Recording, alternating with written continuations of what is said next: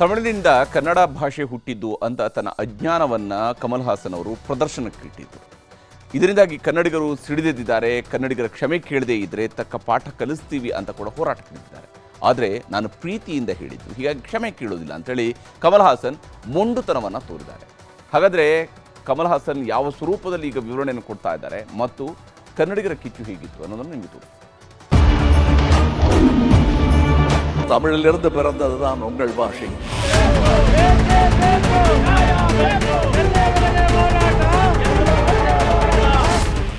ನರಕಕ್ಕಿಳಿಸಿ ನಾಲಿಗೆ ಸೀಳಿದ್ರು ಮೂಗಲ್ದಿ ಕನ್ನಡ ಪದವಾಡ್ತೀನಿ. ಇದು GP ರಾಜರತ್ನಂರ ಕವಿತೆ ಸಾಲು. ಈ ನಾನ್ನುಡಿಯಂತೆಯೇ ಅದೆಷ್ಟೋ ಕನ್ನಡಿಗರು ಬದುಕ್ತಿದ್ದಾರೆ. ಆದ್ರೆ ಅದೇನೋ ಗೊತ್ತಿಲ್ಲ. ಪರಭಾಷಿಕರಿಗೆ ಕನ್ನಡಿಗರು ಅಂದ್ರೆ ಅದೇನ್ ಉರಿನೋ ಒಂದೂ ಗೊತ್ತಿಲ್ಲ. ಪದೇ ಪದೇ ಕಾಲ್ ಕೆರ್ಕಂಡು ಬಂದು ಮಂಗಳಾರತಿ ಮಾಡಿಸ್ಕೊಳ್ತಾನೇಗಿರ್ತಾರೆ. ಮೊನ್ನೆ ತಾನೇ ಸೋನು ನಿಗಮ್ ಕನ್ನಡಿಗರ ಮುಂದೆ ಮಂಡಿಯೂರಿದ್ರು. ಅದಾದ್ಮೇಲೆ SBI ಮ್ಯಾನೇಜರ್ ಕೂಡ ತಪ್ಪಾಯ್ತು ಅಂತ ಕಾಡಿ ಬೇಡಿದ್ರು. ಈಗ ಬಹುಭಾಷಾ ನಟ ಅಂತ ಕರೆಸಿಕೊಳ್ಳು ಕಮಲ್ ಹಾಸನ್ ಕನ್ನಡಿಗರನ್ನ ಕೆಣಕಿದ್ದಾರೆ. ಕನ್ನಡ ತಮಿಳು ಭಾಷೆಯಿಂದ ಹುಟ್ಟಿದ್ದು ಅಂತ ಹೇಳಿ ಕನ್ನಡಿಗರ ಕೆಂಗಣ್ಣಿಗೆ ಗುರಿಯಾಗಿದ್ದಾರೆ. உயிரே உறவே தமிழே என்று ஆரம்பிச்சேன். அதுல தமிழிலிருந்து பிறந்ததுதான் உங்கள் பாஷை.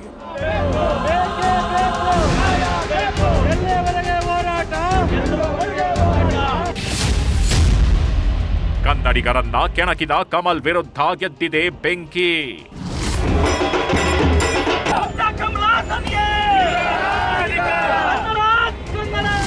ಇತ್ತೀಚೆಗಷ್ಟೇ ಕಮಲ್ ಹಾಸನ್ ನಟನೆಯ ತಗ್ ಲೈಫ್ ಸಿನಿಮಾದ ಈವೆಂಟ್ ಇತ್ತು. ಆ ಕಾರ್ಯಕ್ರಮಕ್ಕೆ ನಟ ಶಿವರಾಜ್ ಕುಮಾರ್ ಕೂಡ ಹೋಗಿದ್ರು. ಈ ವೇಳೆ ರಾಜ್ಕುಮಾರ್ ಅನ್ನ ಹೊಗಳೋದರ ಮಧ್ಯದಲ್ಲೇ ಕನ್ನಡ ತಮಿಳು ಭಾಷೆಯಿಂದ ಹುಟ್ಟಿದ್ದು ಎಂದಿದ್ದಾರೆ. ಅಲ್ಲೇ ಗೆದ್ದ ಶಿವಣ್ಣ ಕೂಡ ಏನೂ ರಿಯಾಕ್ಟ್ ಮಾಡದೆ ನಸುನಕ್ಕು ಸುಮ್ಮನಾಗಿದ್ರು. ಕಮಲ್ ಹಾಸನ್ ಆಡಿದ ಇದೊಂದು ಮಾತು ಕನ್ನಡಿಗರ ಸ್ವಾಭಿಮಾನ ಕೆಣಕುವಂತೆ ಮಾಡಿದೆ. ಇಡೀ ರಾಜ್ಯಾದ್ಯಂತ ನಟ ಕಮಲ್ ಹಾಸನ್ ವಿರುದ್ಧ ಆಕ್ರೋಶದ ಕಿಚ್ಚೆದ್ದಿದೆ.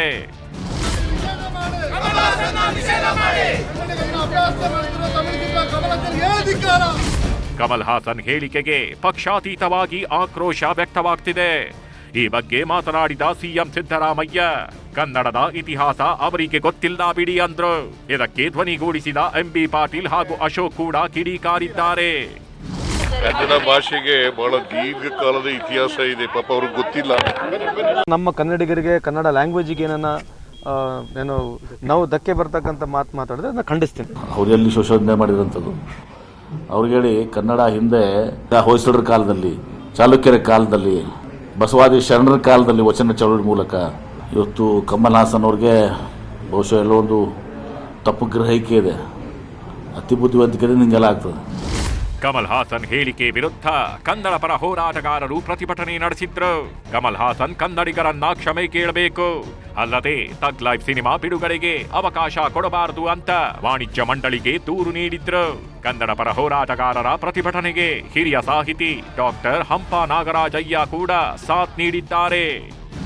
ಕಮಲ್ ಹಾಸನ್ ಬೇಷರತ್ತಾಗಿ ಕ್ಷಮೆ ಕೇಳೋ ತನಕ ಯಾವುದೇ ಅವರ ಸಿನಿಮಾವನ್ನ ಕರ್ನಾಟಕದಲ್ಲಿ ಬಿಡ್ಲಿಕ್ಕೆ ಅವಕಾಶವನ್ನ ನಾವು ಮಾಡಿಕೊಡಲ್ಲ. ದೂರು ಕೊಟ್ಟು ಅವರ ಸಿನಿಮಾನ ಸಗಿಸಿಗೊಳಿಸಿ ಮಾಡಿ ಅಂತ ಹೇಳಿದ್ರಲ್ಲ, ನಾವು ಇದಕ್ಕೆ ಇಮಿಡಿಯೇಟ್ ಆಗಿ ನಾಳೆ ಎಲ್ಲರನ್ನೂ ಕರೆದು, ಎಲ್ಲ ಸಂಸ್ಥೆಗಳವರು ಕರೆದು, ನಮ್ಮ ವಿತರಕರು ಕರೆದು ತೀರ್ಮಾನ ತಗೊಳ್ತೀವಿ ಸರ್. ಕಮಲ ಹಾಸನ್ ಅವರು ತಾವು ಹೇಳಿದ ತಪ್ಪು ಹೇಳಿಕೆಯನ್ನು ಹಿಂತೆಗೆದುಕೊಂಡು ಅದಕ್ಕೆ ಬೇಷರದ ಕ್ಷಮಾಪಣೆ ಕೇಳುವುದು ಆರೋಗ್ಯಕರವಾದ ಪರಿಸರವನ್ನು ದೇಶದಲ್ಲಿ ನಿರ್ಮಿಸೋದಕ್ಕೆ ಒಂದು ಒಳ್ಳೆಯ ಅವಕಾಶ ಆಗುತ್ತೆ. ಕಮಲ್ ಮಾತಿಗೆ ಕೇವಲ ರಾಜಕಾರಣಿಗಳು, ಕನ್ನಡ ಪರ ಹೋರಾಟಗಾರರು ಮಾತ್ರ ವಿರೋಧಿಸಿಲ್ಲ. ಕನ್ನಡ ಚಿತ್ರರಂಗದ ಹಿರಿಯ ಹಾಗೂ ಕಿರಿಯ ನಟರು ಅಸಮಾಧಾನ ಹೊರಹಾಕಿದ್ದಾರೆ. ನನ್ನ ಭಾಷೆ ಬಗ್ಗೆ ನನಗೆ ಹೆಮ್ಮೆ ಇದೆ ಸರ್. ನನ್ನ ಭಾಷೆ ಬಗ್ಗೆ ನನಗೆ ಹೆಮ್ಮೆ ಇದೆ. ನಾವು ಕನ್ನಡಕ್ಕಾಗಿ ಎಷ್ಟು ರಾಜನಿಂದ ನಾವು ಕಲ್ಸ್ಕೊಂಡ್ ಬಂದಿದ್ದೀವಿ. ನಮಗೆ ಗೊತ್ತಿದೆ. ಯಾರೋ ಬೇರೆಯವರು ಬಂದು ಹೇಳಬೇಕಾದ್ರೆ ನಾವು ಕೇಳಬೇಕಾಗಿಲ್ಲ. ನನಗೆ ಆಶ್ಚರ್ಯ ಏನಂದರೆ, ಕಮಲ್ ಥರದ ನಟರಿಗೆ ಬಹಳ ಮೂಲಭೂತವಾದಂತಹ ಭಾಷಾ ವಿಜ್ಞಾನ ಯಾಕೆ ಗೊತ್ತಿಲ್ಲ ಅಂತ. ಕಮಲ್ ಹಾಸನ್ ಅವರು ಕೂಡ ಕನ್ನಡ ಕಂಪೇರ್ ಮಾಡಿದ್ರೆ ಅವ್ರು ತುಂಬ ಚಿಕ್ಕವರು. ಸೊ ಅದನ್ನು ಅವರು ಮನಸ್ಸಲ್ಲಿ ಇಟ್ಕೊಳ್ಳಿ. ಆ್ಯಂಡ್ ಇದರಿಂದ ಆದರೆ ಒಂದು ಕ್ಷಮೆ ಕನ್ನಡಕ್ಕೆ ಕೇಳಲಿ. ಯಾಕೆಂದರೆ ನಮ್ಮದೆಲ್ಲ ದ್ರವಿಡಿಯನ್ ಲಿಪಿಯಿಂದ ಡಿರೈವ್ ಆಗಿರೋದು. ಸೊ ಇಲ್ಲಿ ಯಾವ ಭಾಷೆಯಿಂದನೂ ಯಾವ ಭಾಷೆನೂ ಬಂದಿಲ್ಲ. ಕ್ಷಮೆ ಕೇಳಲ್ಲ ಕಮಲ್ ಮತ್ತೆ ಮೊಂಡಾಟ.